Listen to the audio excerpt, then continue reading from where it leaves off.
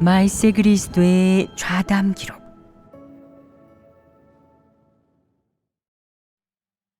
진리를 실행하고 하나님께 순종해야 성품이 변화될 수 있다.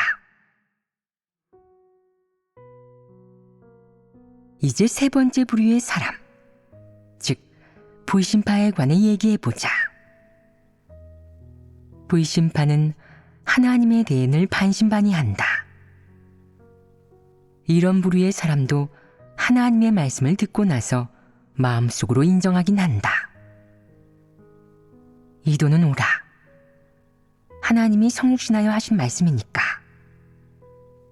이 교회는 좋은 사람이 많은 좋은 곳이지. 여기서는 사람을 억압하고 해치는 일이 없고 눈물도 고통도 없어. 그야말로 보금자리이자 피난처지.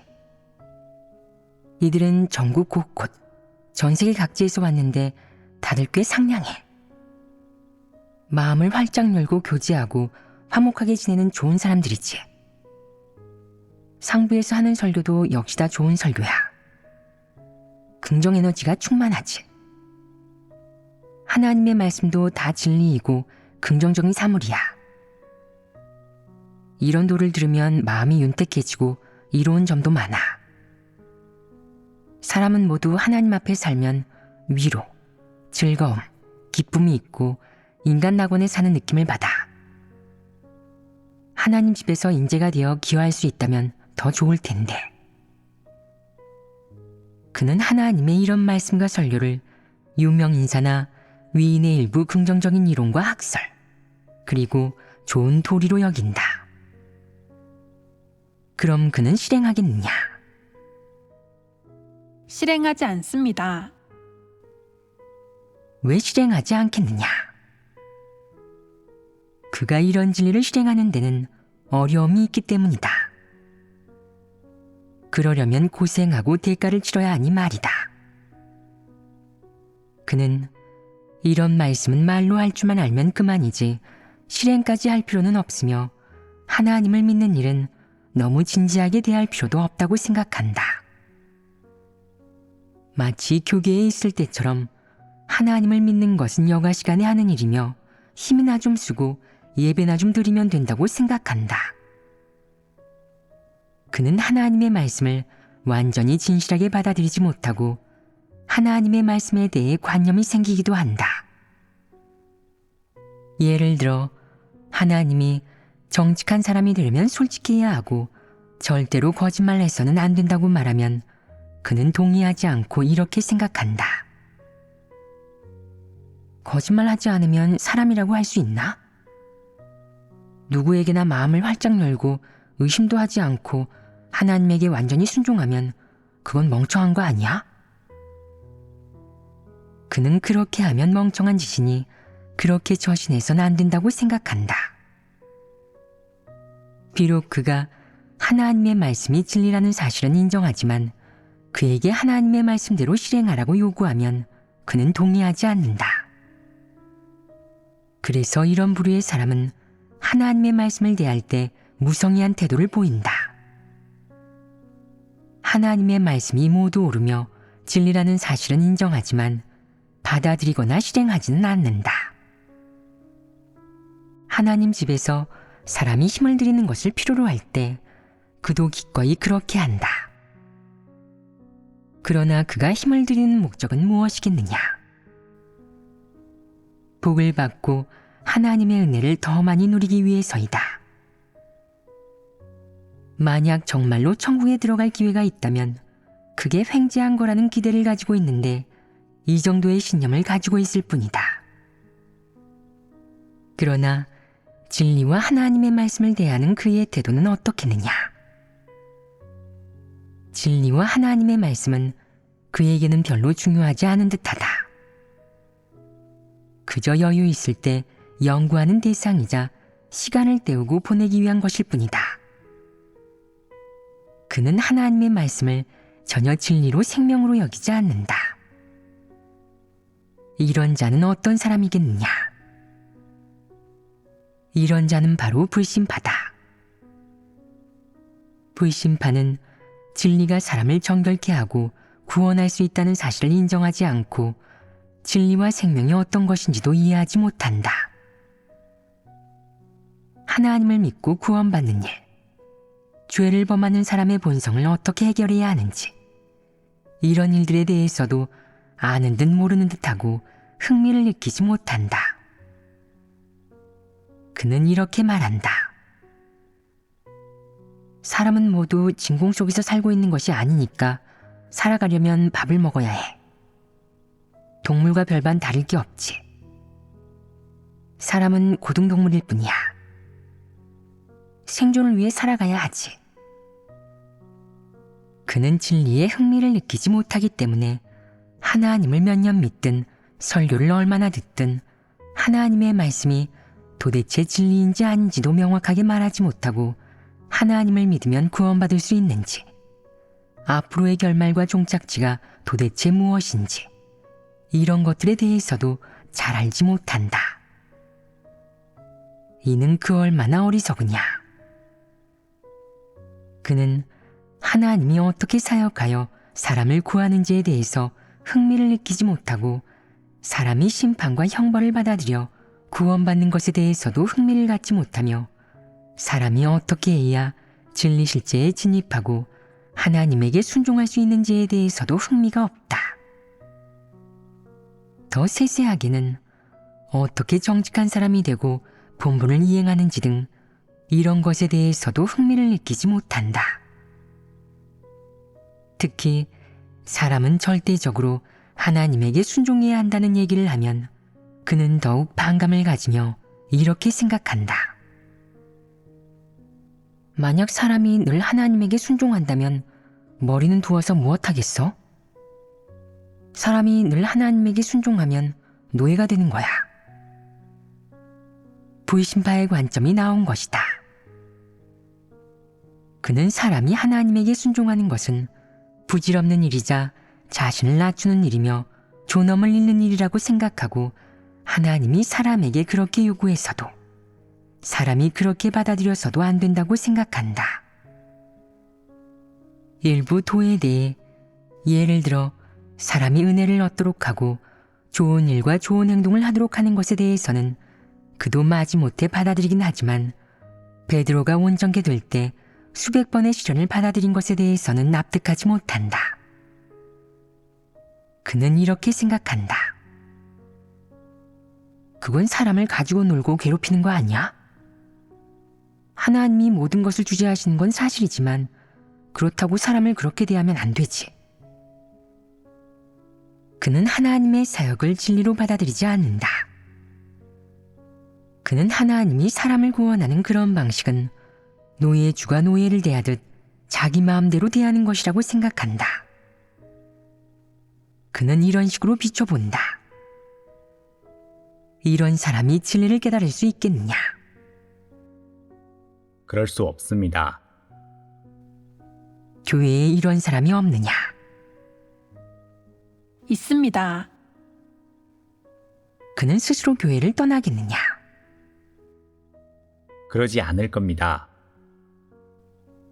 왜 떠나지 않겠느냐? 그는 일종의 요행심을 가지고 있다. 바깥 세상은 너무 어둡고 사악해.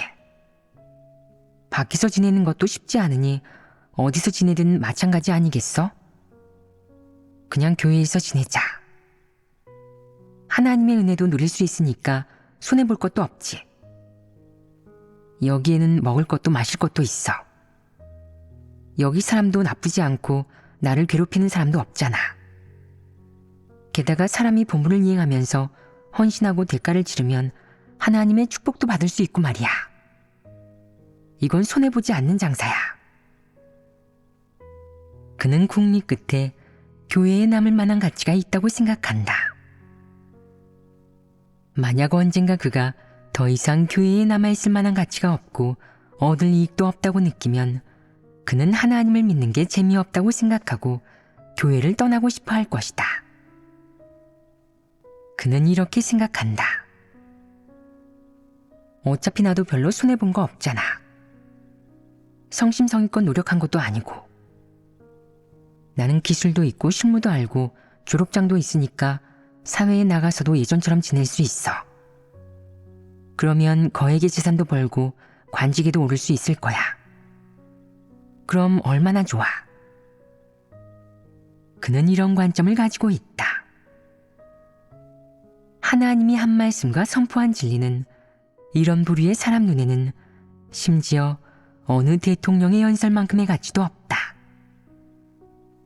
그들은 이렇게 하나님의 말씀을 경시한다. 이런 사람이 그런 관점을 가지고 하나님을 믿고 기꺼이 힘쓰며 하나님의 집에 잠시 머물고 심지어 하나님 집에서 빈둥거리면서 떠나지 않으려 한다. 그들의 목적은 무엇이겠느냐? 바로 한 줄기 희망을 품는 것이다. 만일 하나님께서 내게 관용을 베푸시고 나를 긍휼히 여기시어 하나님 나라에 들어가도록 허락하신다면 내 이상은 실현될 수 있을 거야. 하나님 나라에 들어가지 못하더라도 나는 하나님의 은혜를 많이 누렸으니 손해본 건 없지. 그들이 이런 관망적인 관점을 가지고 하나님을 믿는데 진리를 받아들일 수 있겠느냐? 진리를 실행할 수 있겠느냐? 하나님을 창조주로 여겨 경배할 수 있겠느냐? 그들은 이런 관점을 가지고 있으니 내면에 어떤 상태들이 생기겠느냐? 하나님을 자주 원망하고 오해하며 하나님이 한 가지 일을 하면 그는 한바탕 평가하고 검토하며 연구한 뒤 이렇게 결론을 내린다. 이건 하나님이 하신 것 같지 않아. 원컨대 하나님이 하신 게 아니길. 그가 마음속에 반항하고 연구하며 판정하고 관망하는 태도를 가지고 있는데 이는 폐역이라고 할 수 있지 않겠느냐. 이는 정상인의 폐괴와 폐역이 아니다. 이는 어떤 사람이겠느냐? 불신파입니다. 불신파의 태도는 무엇이겠느냐? 하나님을 적대하는 것이다. 하나님을 믿는 사람이 폐괴의 성품을 드러내고 때로 순종하지 못하면 하나님은 이는 폐역 성품이고 폐역의 본질이 있는 것이라고 말한다. 그럼 하나님을 믿지 않는 사람에게는 뭐라고 말하겠느냐? 사탄에게 하나님이 사탄이 폐역하다고 말하겠느냐? 그러지 않으실 겁니다. 그럼 하나님은 어떻게 말하겠느냐? 하나님은 이는 원수이자 하나님의 대립면이며 완전히 하나님에게 반항하는 것이라고 말한다. 불신파는 하나님을 대할 때 연구하고 관망하는 태도를 가지고 있을 뿐 아니라 반발심, 원망, 반항, 증오도 가지고 있다. 진리를 교제할수록 하나님에게 순종하는 것에 관해 교제할수록 그는 더욱 싫어한다. 하나님의 형벌과 심판, 책망과 훈계를 어떻게 받아들여야 구원받고 온전케 되는지 교제할수록 그는 더 싫어하고 전혀 듣지 않는다.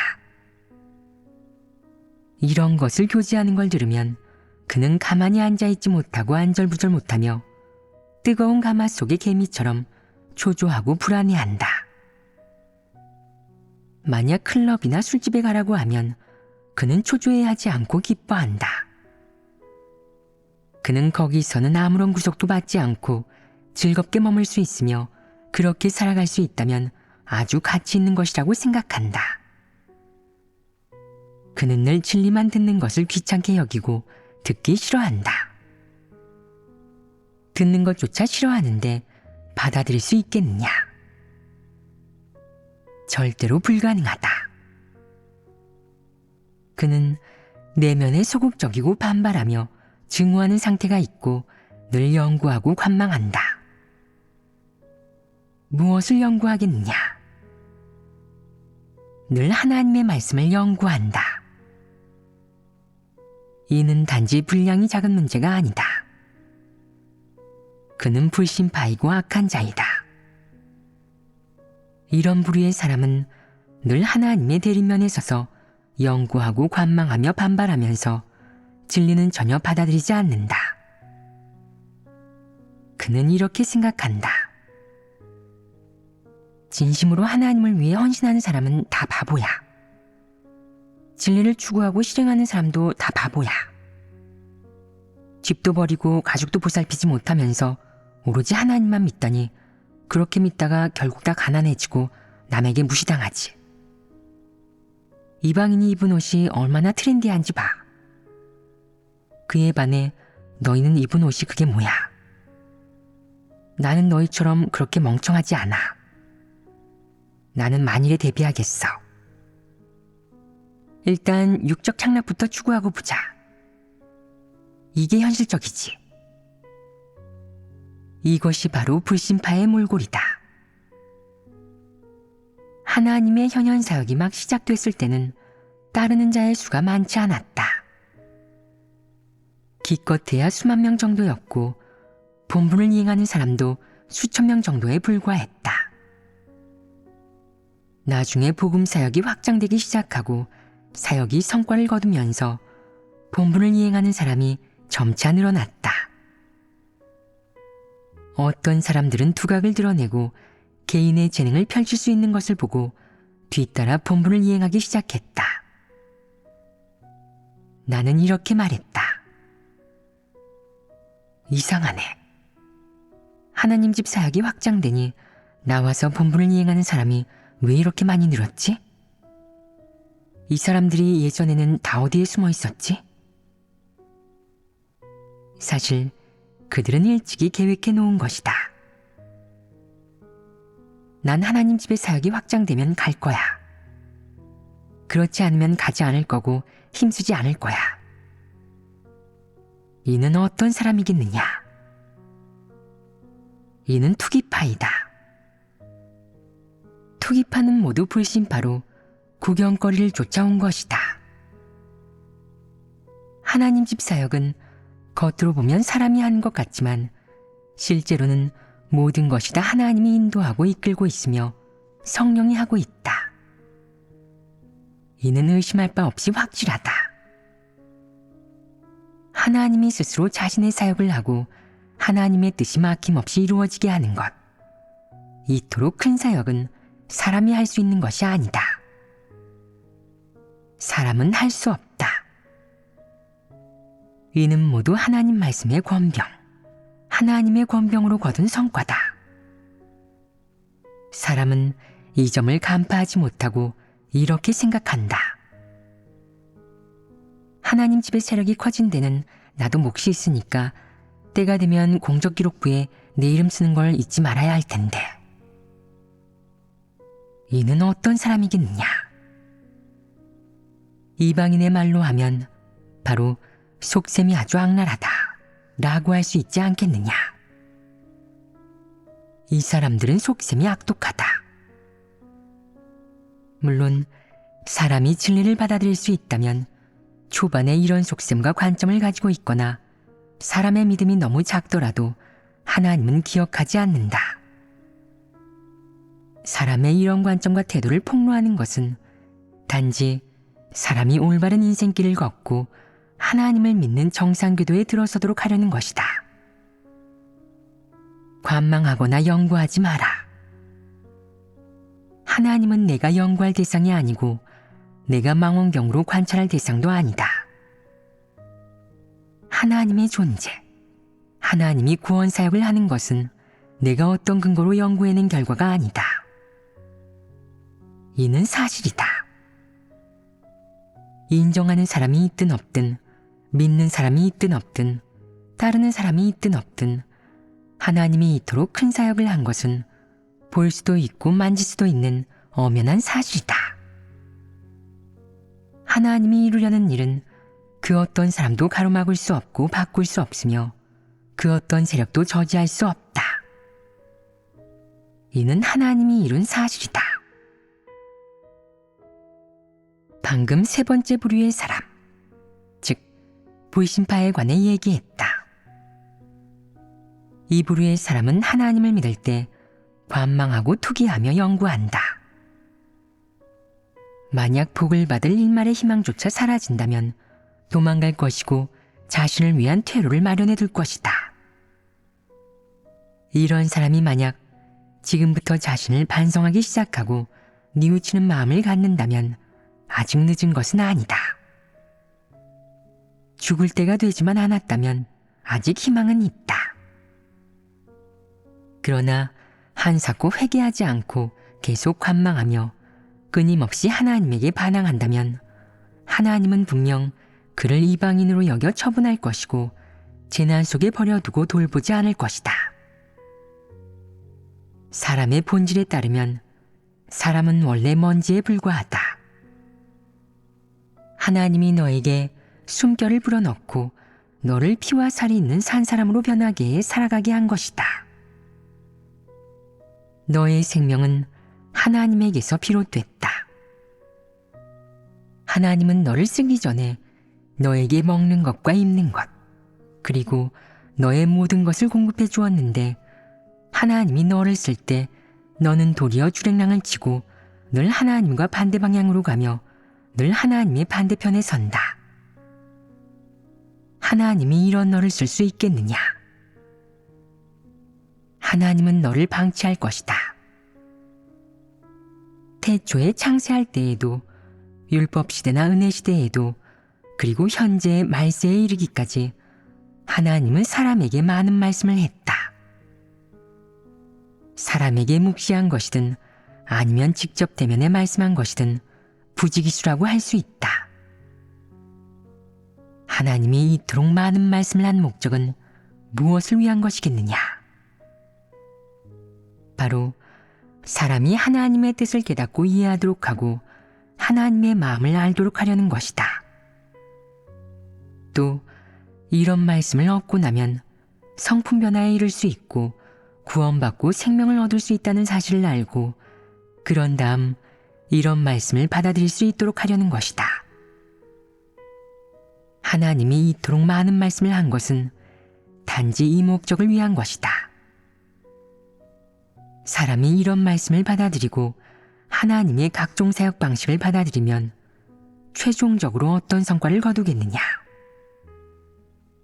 하나님을 따라 끝까지 갈 수 있고 도중에 하나님에게 도태되지도 버려지지도 않을 것이다. 이러면 살아남을 희망이 있다. 하나님이 너를 징계하든 훈계하든 드러내든 하나님이 때로 너를 떠나고 너에게 시련을 주든 어찌됐든 하나님이 이런 말씀을 하는 마음, 하나님이 각별히 마음을 쓴다는 이 사실을 사람은 부인할 수 없지 않겠느냐.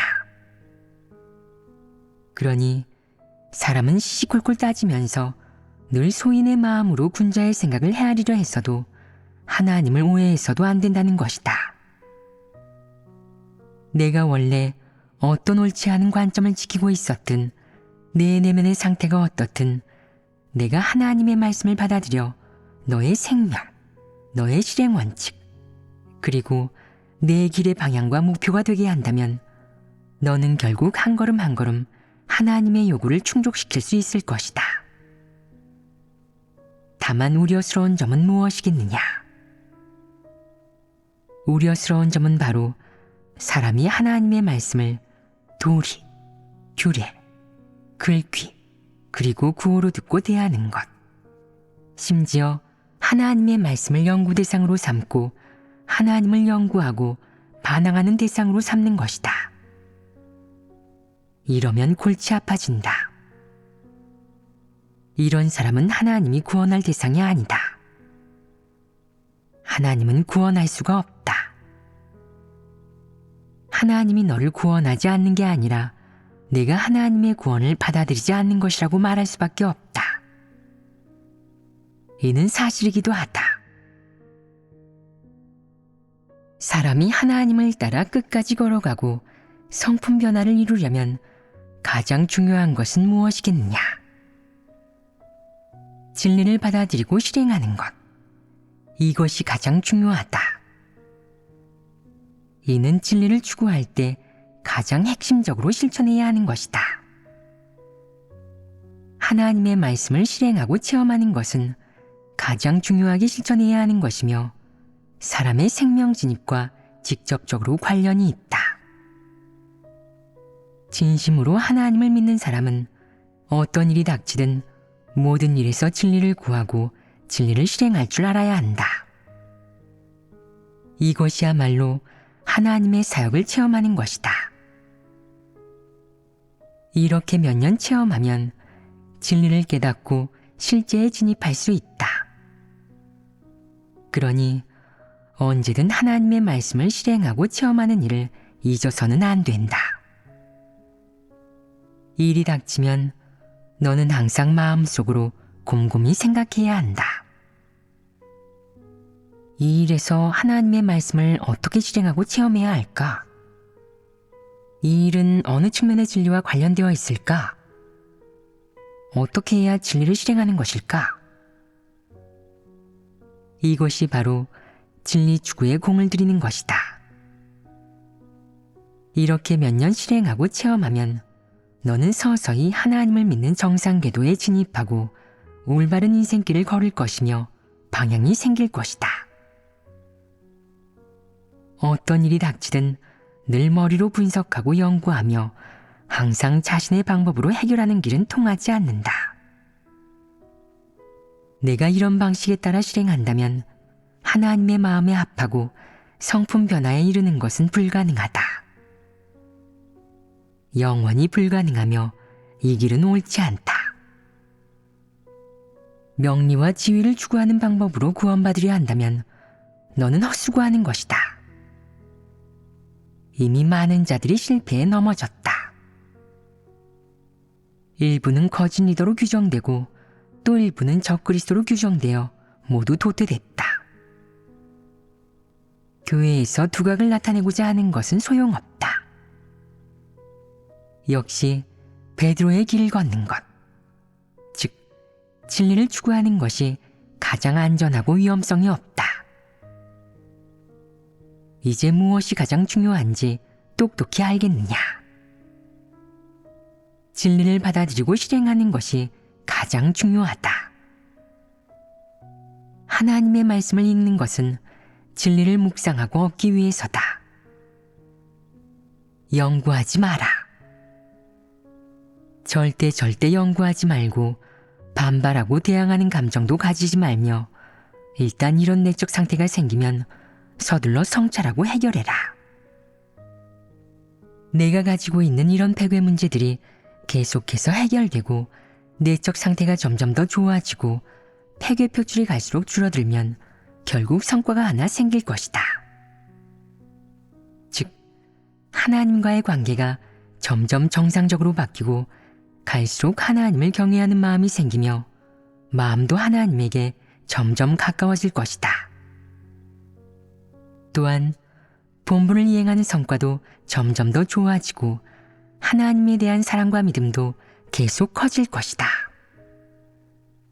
이는 내가 하나님의 말씀을 마음에 받아들였고 하나님의 말씀이 내 마음 속에서 뿌리내렸다는 것을 증명한다. 최종적으로 너는 이런 결과를 보고 이렇게 말할 것이다. 끊임없이 스스로를 반성하고 폐괴 표출을 해결했기 때문에 수습할 수 없는 문제가 생기는 걸 피할 수 있었어. 나는 마음속으로 내가 사탄의 심부름꾼 역할을 했다는 사실을 통회하고 증오해. 하나님이 나를 구원하시어 내가 잘못을 깨닫고 고치도록 해주신 덕분에 진리를 받아들이고 하나님에게 순종할 수 있게 됐어. 나는 더 이상 내가 구원받을 수 있는지 없는지 걱정하지 않아. 앞으로 제명되고 도태될지 걱정하지도 않아. 나는 이제 내가 하나님의 구원을 받을 대상이고 내가 가는 길이 옳으며 내가 믿는 분은 참 하나님이자 창조주라는 사실을 확신해. 내게는 아무런 의혹도 없어. 그제야 너는 비로소 하나님을 마음속으로 믿게 되고 모든 일에서 하나님에게 의지할 수 있게 된다. 너는 정말로 피난처에 들어간 것이며 더 이상 자신이 봉사자인지 아닌지 재난 속에서 죽지는 않을지 걱정하지 않아도 된다. 이때야 비로소 마음속이 평안과 기쁨으로 충만해진다. 사람은 왜 이런 걱정을 하게 되겠느냐? 바로 하나님의 사역에 대해 잘 인식하지 못하고 깨달은 진리가 너무 적으며 하나님에 대해 관념과 오해도 가지고 있기 때문이다. 너는 하나님의 말씀에서 하나님의 뜻을 깨닫지 못했고 이해하지 못했기 때문에 늘 하나님을 오해하는 것이다. 늘 오해가 있으면 너는 항상 걱정하고 마음을 놓지 못하며 때때로 반발심도 생긴다. 서서히 큰 잘못은 저지르지 않는 대신 작은 잘못을 끊임없이 저지르게 된다. 어느 날 갑자기 큰 잘못을 저지르면 정말로 도태될 것이다. 큰 잘못을 저지르는 것은 사소한 일이 아니다. 도태되는 사람들도 있고 제명되거나 출교되는 사람, 혹은 성령 역사가 전혀 없는 사람들도 있다. 이는 근본 원인이 있는 것 아니겠느냐? 분명히 근본 원인이 있다. 여기에는 어떤 길을 걷는가 하는 문제가 있다. 베드로의 길, 즉 진리 추구의 길을 선택하는 사람도 있고 바울의 길, 즉 면류관과 상을 얻고자 하는 길을 선택하는 사람도 있다. 이 두 가지 길의 본질은 같지 않고 결과와 결말 역시 다르다. 도태되는 사람들은 언제나 진리를 추구하고 실행하는 길을 걷지 않는다. 늘 이 길과 동떨어져 있고 자신이 하고 싶은 일만 하며 자신의 욕망과 야심에 따라 행동하고 자신의 지위, 명예, 체면을 지키며 자신의 욕망을 채운다. 행하는 모든 것이 전부 이런 것을 둘러싸고 있다. 비록 그들도 대가를 치렀고 시간과 에너지를 바쳤으며 아침 일찍 일어나고 밤늦게 자며 바쁘게 일했지만 최종적인 결과는 무엇이겠느냐? 그가 행하는 그런 일은 하나님의 눈에는 악으로 규정되기 때문에 결국 도태되고 만다. 그럼 그들도 구원받을 기회가 있겠느냐? 없습니다. 이 결과는 너무나 심각하다. 이는 마치 사람이 병에 걸린 것과 같다. 작은 병을 제때 치료하지 않으면 큰 병이 되며 심지어 죽을 병이 될 수도 있다. 예를 들어 사람이 감기에 걸려 기침을 할 때 만약 정상적으로 치료하면 금방 회복할 수 있다. 하지만 어떤 사람들은 자신이 튼튼하고 기운 세다고 생각하고 대수롭지 않게 여겨 치료도 하지 않는다. 그렇게 미루는 시간이 길어지면서 결국 폐렴에 걸린다. 폐렴에 걸리고 나서도 그는 자신이 젊고 저항력이 있다고 생각해 몇 달이 지나도 치료하지 않는다. 매일같이 기침을 해도 신경 쓰지 않다가 기침이 멈추지 않아 견딜 수 없고 피를 토할 때가 되어서야 병원에 가 검사해보니 폐결핵에 걸려 있다. 다른 사람이 그에게 얼른 치료하라고 권해도 그는 여전히 자신이 젊고 건강하니 걱정할 필요 없다고 생각하고 치료도 잘 받지 않는다. 결국 어느 날 몸이 도저히 견딜 수 없을 정도가 되어 사지를 못 쓰게 됐을 때 병원에 가 검사해보니 이미 암말기로 발전해 있다. 사람이 폐괴 성품이 있는데도 해결하지 않는 건 역시 구제불능의 결과를 가져온다. 사람에게 폐괴 성품이 있는 것은 두려워할 필요 없다. 반드시 진리를 구하고 제때 해결해야만 폐괴의 성품이 점차 정결게 된다. 만약 폐괴의 성품을 해결하는 것을 중시하지 않으면 폐괴의 성품은 점점 더 심각해질 것이고 하나님을 거스르고 대적하여 하나님에게 버림받고 도태될 수도 있다. 어떤 사람들은 본성 본질이 적그리스도다. 바울과 같은 부류의 사람들처럼 그들은 늘 복과 면류관 그리고 상을 얻는 것만 중시하고 하나님과 거래하며 항상 리더, 사도가 되어 하나님 선민을 통제하려고 하다가 결국은 하나님에게 버림받는다. 그들이 걷는 것은 하나님을 대적하는 길, 즉 잘못된 길이다.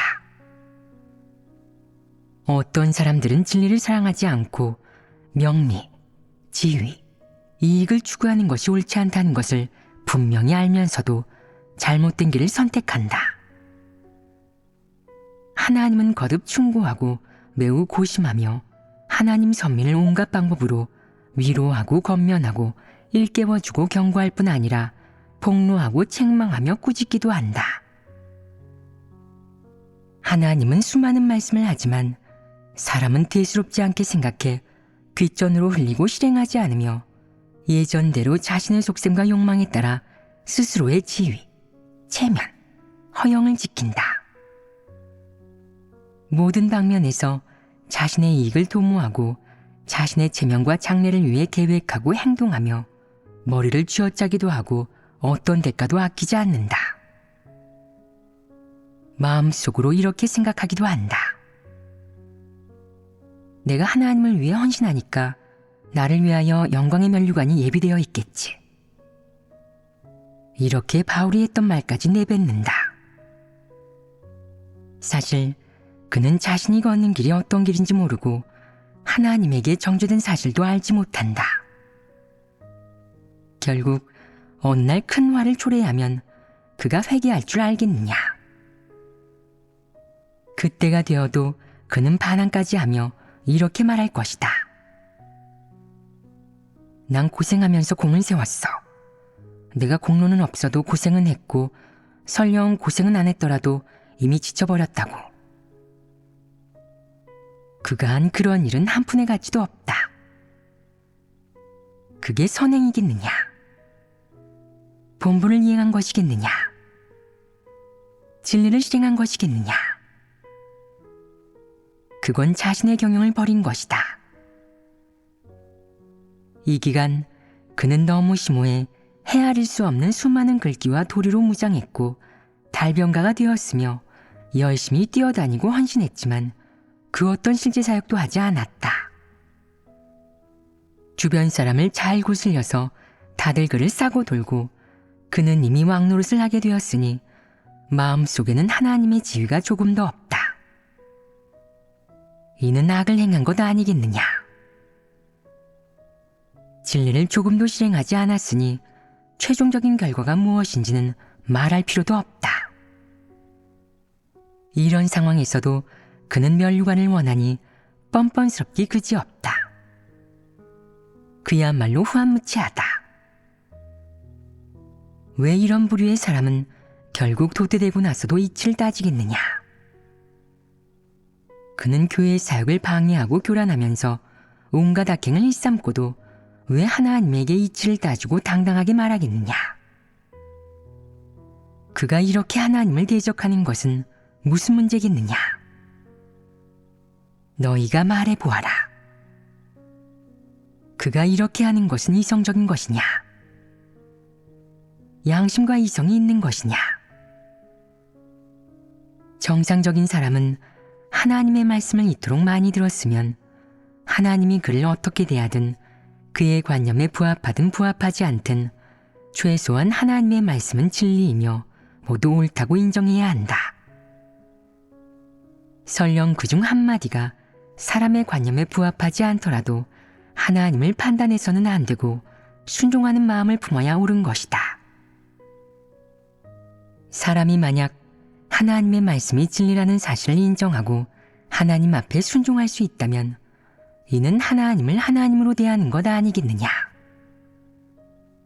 이런 상황에서 만약 때때로 하나님에 대해 관념과 오해가 좀 생기면 진리를 구해 해결하기가 쉽지 않겠느냐.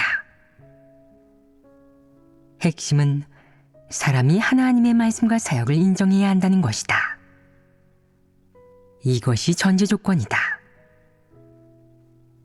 바울 같은 불신파와 적그리스도는 왜 하나님과 대립하겠느냐?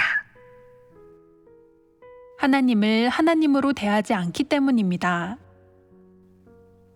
근본 원인은 바로 여기에 있다.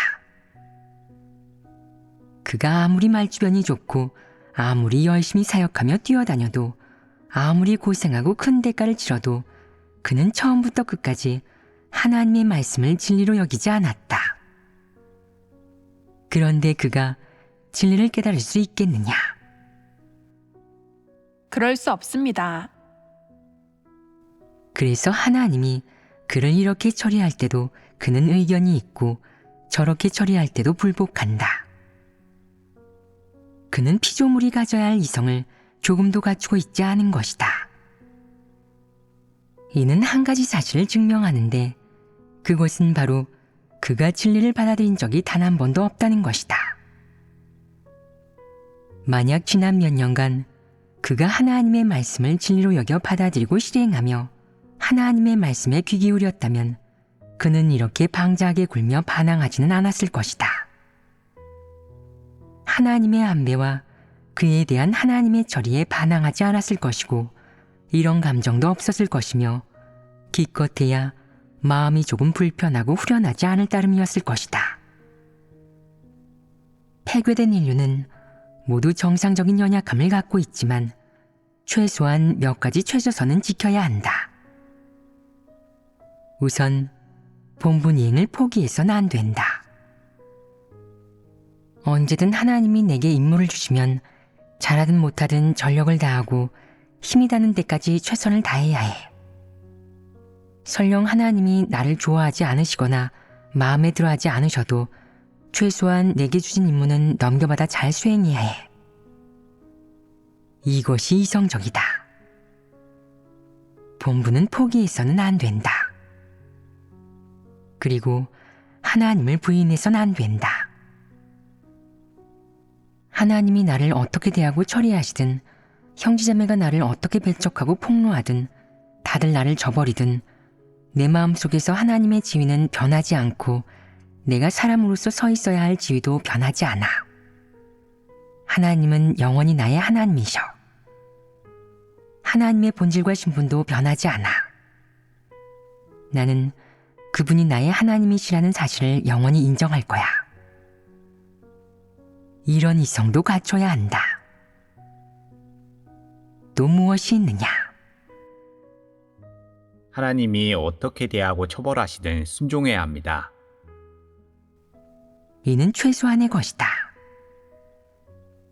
가장 기본적인 이 최저선도 있어야 한다. 나는 하나님의 뜻을 이해하지 못하겠어. 하나님이 왜 이렇게 하시는지도 깨닫지 못하겠고 조금 억울한 느낌이 들어. 나 자신도 이치를 조금 가지고 있지만 나는 따지지 않아. 나는 피조물이니까 응당 하나님에게 순종해야 해. 이게 피조물의 본분이야. 비록 나는 지금 도대체 어떻게 실행하고 어떻게 진리를 구해야 하는지 깨닫지 못하고 알지도 못하지만 그래도 난 순종해야 해. 라고 말한다면 이는 이성적이 아니겠느냐. 진리를 받아들이지 않는 사람들, 이성이 없는 사람들은 책망과 훈계의 일이 닥치면 어떤 태도를 보이겠느냐. 그는 이렇게 말한다. 이거 나를 드러내고 도태시키려는 거 아니야? 만약 내게 장래 운명이 없고 복을 받지도 못할 거라면 난 이제 안 믿을래. 이런 사람이 하나님에 대해 진실한 믿음이 있겠느냐? 그는 하나님과의 관계도 정상적이지 않으며 반항하고 대립한다. 이런 성품이 바로 사탄이 하나님을 대적하는 성품이다. 그런 그가 하나님이 그의 하나님이라고 인정할 수 있겠느냐? 그는 마음속으로 또 이렇게 말할 수도 있다. 하나님이라면서 어째서 나를 사랑하지 않으시지? 하나님이라면서 어째서 나를 중용하지 않으시지? 내가 보기엔 사람이야. 이 세상에 하나님이 어디 있어? 너희는 다 바보야. 하나님이 어디 있나? 사람의 마음속에 있는 거야. 내가 믿으면 그는 존재하지만 내가 믿지 않으면 그는 존재하지 않고 하나님이 아닌 거야. 관점이 드러나지 않았느냐? 지난 몇 년간 그토록 많이 들은 하나님의 말씀을 받아들였다면 이런 관점이 생길 수 있겠느냐? 더 심각한 경우 그는 어떻게 하겠느냐? 선동하고 행동할 것이다. 넌 그걸 믿어? 넌 왜 그렇게 멍청해? 재난이 올 거라고 말한 지가 언젠데 온 적이나 있어? 하나님이 세상을 멸한다고 말하지 않았던가? 하지만 멸하지 않았잖아? 바보야, 넌 크게 손해본 거야. 믿지 마. 믿긴 뭘 믿어. 날 좀 봐. 얼마나 똑똑해. 난 한 달에 수천 위안 버는데 넌 한 달에 얼마 벌어? 지금 세상에 뭐가 유행하는지 너도 좀 보라고. 내가 입고 있는 게 뭐겠어. 전부 명품이잖아. 그는 이렇게 사람을 꿰고 미혹한다. 정신 못 차릴 정도로 일부 사람들을 꿰는다. 이는 악한 자가 하나님 집에 섞여 들어와 교회를 교란하는 것 아니겠느냐. 이런 사람은 본분을 이행할 때 어떤 태도겠느냐. 나는 기분에 따라 본분을 이행해. 하고 싶으면 하고 하기 싫으면 안 하지. 마음과 힘을 다할 필요도 없어. 이건 나 자신을 위해서가 아니라 교회를 위해서 일하는 거니까. 하나님이 어디 있는지 보이지도 않고 하나님이 나를 기억할지도 알 수 없는데 마음을 다하고 힘을 다하고 뜻을 다하는 게 무슨 소용이야? 몇 마디 말로 적당히 때우면 그만이지. 이것이 그의 관점이다. 그는 본분을 이행할 때 힘을 다하고 마음을 다하고 뜻을 다하는 건 어리석고 가치가 없다고 생각한다. 너희가 지금 이런 사람을 만난다면 미혹되고 영향을 받겠느냐?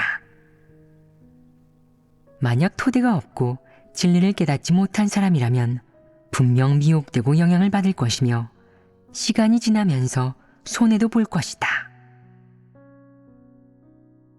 하나님을 믿고 하나님의 말씀을 먹고 마시는 것이 어떤 목적을 이루기 위해서인지, 핵심적으로 어떤 문제를 해결해야 하는지 반드시 명확히 알아야 한다. 만약 하나님을 믿은 지 몇 년 됐는데도 늘 하나님의 말씀을 먹고 마시는 것을 중시하지 않고 폐괴의 문제를 해결하지 못했을 뿐 아니라 최소한 깨달아야 하는 진리조차 깨닫지 못했다면 어떤 결과가 생기겠느냐? 가장 쉽게 미혹되고 가장 쉽게 시행착오를 겪을 것이다. 진리를 깨닫지 못하면 넘어지기도 가장 쉽다. 작은 일이 닥쳐도 약간의 병고가 생기기만 해도 굳게 서기 어렵다. 그래서 하나님의 말씀을 많이 읽고 진리를 많이 교제하는 것이 사람에게 가장 이롭다. 성경에 나오는 하나님의 말씀 중 아주 중요한 한마디가 있다. 천지는 없어지겠으나 내 말은 없어지지 아니하리라. 이 말씀은 사람에게 어떤 일깨움을 주느냐? 하나님의 말씀은 없어지지 않는다는 게 무엇을 가리키는 것이겠느냐? 진리와 하나님의 말씀은 언제든 진리이다. 이는 변하지 않는다. 인류에 대한 이 말씀의 가치와 의미이든 아니면 이 말씀의 속뜻과 실정이든 언제까지나 변하지 않을 것이다. 늘 이 말씀 그대로이고 다른 것으로 변하지 않을 것이며 그의 본질도 변하지 않을 것이다. 예를 들어 하나님은 사람에게 정직한 사람이 되라고 한다. 이 말씀은 진리이고 언제까지나 없어지지 않는다. 왜 없어지지 않겠느냐? 정직한 사람이 되라는 하나님의 요구를 통해 하나님의 신실한 그 본질의 면을 알 수 있다. 하나님의 이 본질은 태고부터 영원까지 존재하며 시대, 지리, 그리고 공간이 변한다고 해서 변하지 않을 것이다. 하나님의 본질은 영원히 존재한다. 하나님의 본질이 영원히 존재하는 이유는 무엇이겠느냐? 왜냐하면 이는 긍정적인 사물이고 창조주가 갖춘 본질이며 영원히 없어지지 않고 영원히 진리이기 때문이다. 내가 만약 창조주가 선포한 이런 진리를 다 체험하고 내 안에 실체화한다면, 이런 진리를 모두 실행하고 살아낸다면 사람다운 모습으로 살 수 있지 않겠느냐? 내가 살아가는 게 가치 있지 않겠느냐? 그럼 내가 버려질 리 있겠느냐? 하나님이 베풀어준 진리를 모두 체험하고 살아내는 것이 너의 활로가 아니겠느냐? 오직 이 길만이 인류를 살아남게 할 수 있다. 만약 사람이 진리를 받아들이지 못하고 진리를 추구하는 길을 걷지 않는다면 결국 다 없어지고 멸망할 것이다. 아마 내가 나는 지금 잘 살고 있지 않나? 라고 말할 수 있겠지만, 만약 진리를 얻지 못한다면 조만간 도태될 것이다. 천지는 없어지겠으나 내 말은 없어지지 아니하리라. 이 말씀의 의미는 너무나 깊고 사람에게도 가장 큰 경각심을 준다. 하나님의 말씀만이 진리이고 진리를 받아들여야만 굳게 설 수 있다. 즉, 내가 하나님의 말씀을 먹고 마시고 실행하여 사람다운 모습으로 산다면 너는 도태되지 않을 것이다. 하나님 말씀의 가치는 바로 여기에 있다. 그럼 하나님의 말씀은 사람의 생명이 될 수 있지 않겠느냐? 여기서 생명은 무엇을 가리키느냐? 바로 내가 살아갈 수 있게 됐다는 것이고 내가 구원받았다는 것이다. 내가 이런 말씀을 받아들이고 깨닫고 이런 말씀에 따라 실행하면 하나님 눈에는 살아있는 사람이 된다. 내가 만약 정직한 사람이 아니라 간사한 사람이라면 하나님 눈에는 산송장이요 죽은 사람이다. 만물과 마찬가지로 없어질 것이다. 하나님의 말씀과 무관한 것, 그리고 진리와 무관한 것은 물질적인 것이든 비물질적인 것이든 하나님이 시대를 교체하고 세상을 갱신할 때 다 없어진다. 오로지 하나님의 말씀, 하나님의 말씀과 관련된 모든 사물만이 없어지지 않는다. 하나님의 말씀을 실행하는 것이 이토록 중요하다. 사람이 하나님의 말씀을 실행하고 체험하는 것이 중요하다는 사실을 알고 나면 실행하는 길도 있어야 하는데, 이는 생명 진입의 길로 마음속으로 반드시 중시해야 하고 매일같이 체험해야 한다. 만약 내가 체험 간증이 없어서 늘 걱정하고 언젠가 도태될까봐 두려워한다면 이는 문제가 있는 것이다.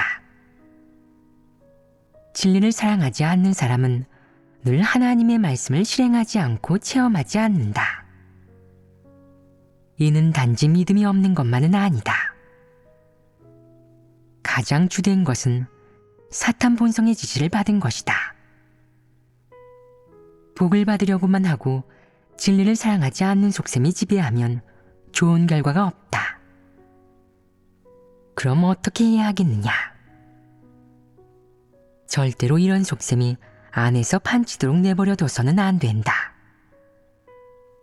너는 반드시 진리를 구하고 자신을 반성해야 한다. 난 왜 진리를 실행하지 않지? 왜 늘 도태될까봐 걱정하지? 이 내적 상태는 옳지 않아. 난 해결해야 해. 진리를 구하고 문제를 해결해야 한다는 사실을 알게 된 것은 진보한 것 아니겠느냐? 이는 좋은 일이다. 문제를 해결해야 한다는 사실을 모르는 자는 무감각하고 우둔하며 패역하고 강팍한 사람이다. 어떤 사람은 이것이 문제라는 사실을 알면서도 해결하지 않는다. 그는 이렇게 생각한다. 내가 이렇게 생각하는 건 정상 아니야? 내가 왜 복받으려는 속셈을 해결해야 하지? 이렇게 해결하면 손해보잖아. 이는 강팍한 것 아니겠느냐? 어떤 사람들은 무감각하여 복받으려는 속셈이 있는 것이 마음가짐 문제이며 성품 문제라는 사실을 알지 못한다. 그는 이렇게 생각한다. 사람이 하나님을 믿으면서 복받으려는 속셈이 있는 건 정상 아니야? 이는 문제라고 할 수 없어. 이런 사상 관점이 옳겠느냐? 만약 복받으려는 속셈이 해결되지 않고 폐괴의 성품이 정결게 되지 않는다면 진실로 하나님에게 순종할 수 있겠느냐? 폐괴의 성품에 기대 살아가면 어떤 결과를 초래하겠느냐?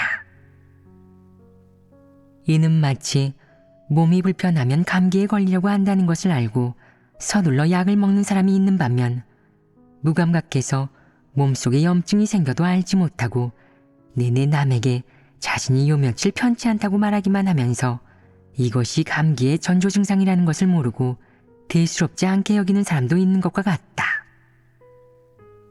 심지어 어떤 사람은 감기에 걸리면 걸리는 거지 그걸 어쩌겠어?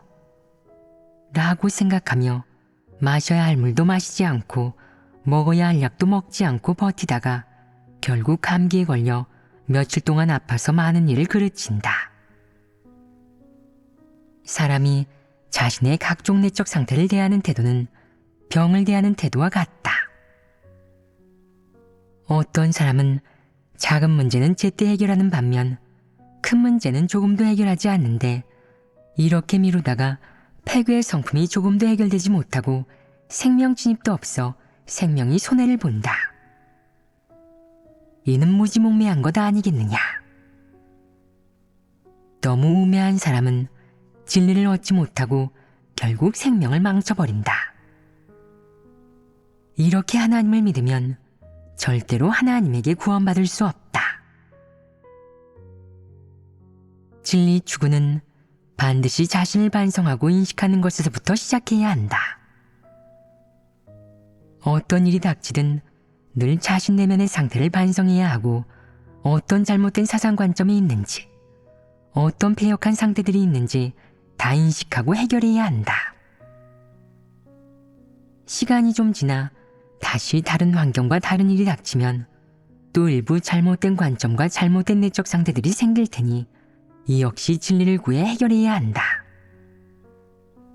늘 이렇게 끊임없이 자신을 반성하고 인식하며 계속해서 자신의 잘못된 관점과 패역한 상태를 해결하면 폐괴의 성품을 갈수록 적게 드러내고 진리를 실행하는 것도 쉬워진다. 이게 바로 생명이 자라는 과정이다. 어떤 일이 닥치든 진리를 구해야 한다. 어떤 타상과 계획을 하든 진리에 부합하면 견지하고 진리에 부합하지 않으면 취소해야 한다.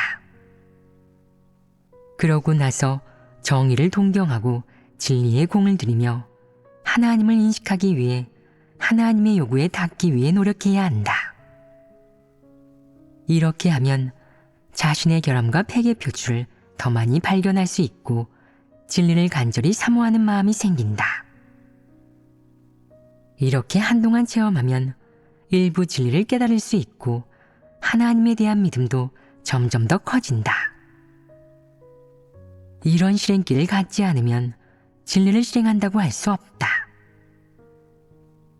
사람이 폐괴 성품으로 살면서 만약 말과 행동이 진리에 부합하는지 원칙과 어긋나지는 않는지 성찰할 줄 모르고 그저 법을 어기고 죄를 범하는 게 아닌지만 살피고 끝내면서 폐괴의 성품에 대해서는 방치하고 패역한 상태에 대해서도 전혀 신경 쓰지 않는다면 비록 표면적으로는 법을 어기거나 죄를 범하지 않았지만 여전히 폐괴의 성품에 기대 사탄의 권력 아래에서 살아가는 것이다.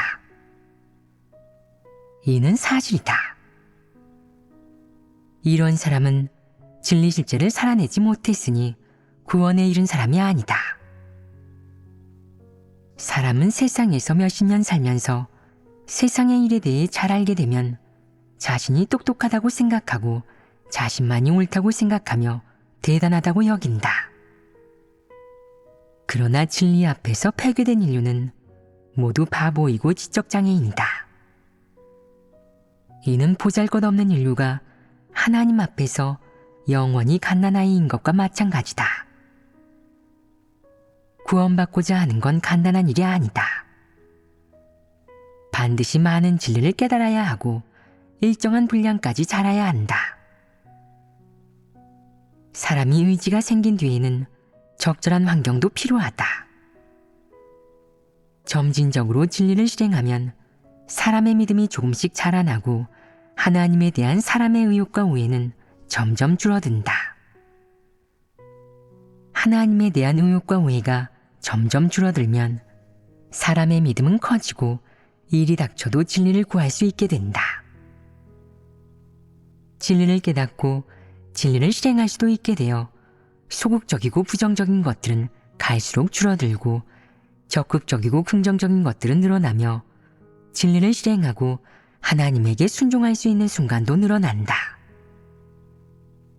이렇게 진리 실제를 갖추게 되는 것이다. 이는 어른이 되는 것 아니겠느냐? 마음속은 점점 더 강인해지지 않겠느냐? 강인하다는 건 무엇을 가리키느냐? 바로 사람이 진실한 믿음이 있고 진리를 깨달아 분별할 줄 알며 하나님에게 의지해 육을 이기는 것이다. 죄를 이기는 능력이 있고 굳게 설 수 있으며 하나님에 대해 진실한 순종이 있는 것이다. 또한 진리를 실행하기 위해 고생하고 대가를 치를 줄 알고 중심으로 본분을 이행하며 진리를 추구하고자 하는 의지와 온전케 되고자 하는 의지가 있는 것이다. 이렇게 되면 갈수록 좋아지지 않겠느냐? 이렇게 되면 진리를 추구해 온전케 되는 길을 걸을 수 있다. 어떤 환경도 어떤 어려움도 그를 넘어뜨릴 수 없고 그가 하나님 따르는 것을 가로막을 수 없다. 이런 사람이야말로 하나님의 축복을 가장 많이 받은 사람이며 하나님이 얻고자 하는 사람이다. 너희는 지금 어떤 내적 상태에 놓여 있느냐? 때때로 어려움을 만나 조금 소극적으로 변하지만 더 나아지기 위해 노력하고 이겨내기 위해 노력하고 있습니다. 자신에게 어려움이 있다는 사실을 알았을 때 자발적으로 그것을 극복하는 것이 바로 불량이다. 자신에게 어려움이 있다는 사실을 알면서 극복하지도 관심을 두지도 않으며 소극적인 상태를 가지고 수동적으로 대충 본분을 이행하는 것은 일반적이고 흔히 볼 수 있는 내적 상태다. 그리고 최악은 자신이 어떤 사람인지도 모르고 어떤 내적 상태인지도 모르며 내적 상태가 좋은지 좋지 않은지, 옳은지 옳지 않은지, 소극적인지 아니면 적극적인지도 모르는 것이다. 이는 가장 골치 아픈 일이다. 이런 생명진입의 세세한 문제들을 그는 알지 못하고 어디서부터 진리를 실행해야 하는지는 더더욱 알지 못한다. 열의만 있고 그 어떤 진리도 깨닫지 못하며 그 어떤 분별도 없고 체험 간증도 전혀 말하지 못한다. 이런 사람은 언제 하나님을 힘있게 증거할 수 있겠느냐? 어떤 사람들은 수많은 글귀와 도리를 말할 수 있지만 내가 만약 그에게 그게 하나님을 증거하고 있는 겁니까? 라고 물으면 그는 스스로도 알지 못한다. 게다가 자신은 충성스럽게 본분을 이행하지 건성으로 하지 않는다고 생각한다.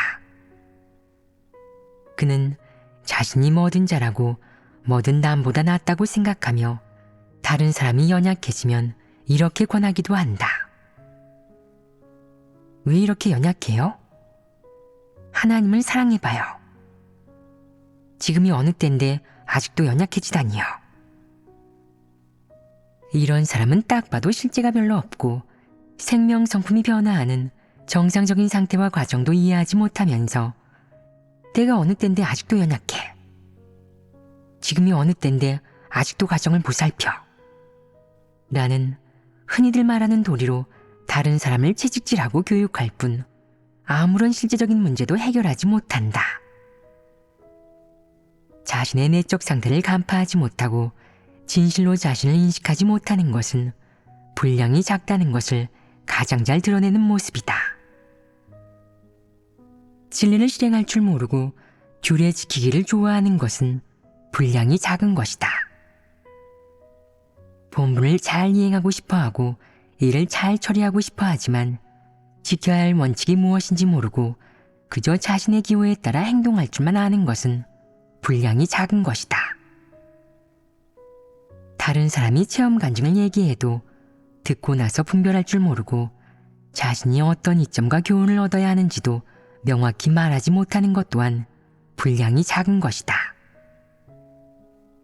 하나님의 말씀을 체험하거나 실행하지 못하며 하나님을 높이며 증거하는 것이 무엇인지 알지 못하는 것도 마찬가지로 분량이 작은 것이다. 너희는 지금 어느 단계에 놓여 있느냐? 소극적인 때가 조금 더 많습니다. 이런 상황이라면 더더욱 분량이 작은 것이다. 무지몽매하기 그지없는 사람은 분량이 조금도 없다. 수많은 진리를 깨달아 이를 분별할 줄 알며 자신의 문제를 해결할 수 있게 되어 소극적인 상태가 줄어들고 정상적인 상태가 늘어나 중임을 좀 맡고 다른 사람을 이끌면서 다른 사람에게 공급할 수 있게 되어야만 진정으로 분량이 생긴 것이다. 지금은 진리에 공을 들여야 한다. 공을 들일수록 더 많이 성장하고 공을 들이지 않으면 성장할 수 없으며 후퇴하기 쉽다. 하나님을 믿으면 진리의 길에 살아간다. 진리를 많이 깨달으면 분량이 있는 것이고 진리를 깨닫지 못하면 분량이 없는 것이다. 진리를 구할 줄 알고 자신의 문제를 해결할 줄 알게 됐을 때면 너의 분량이 자란 것이다.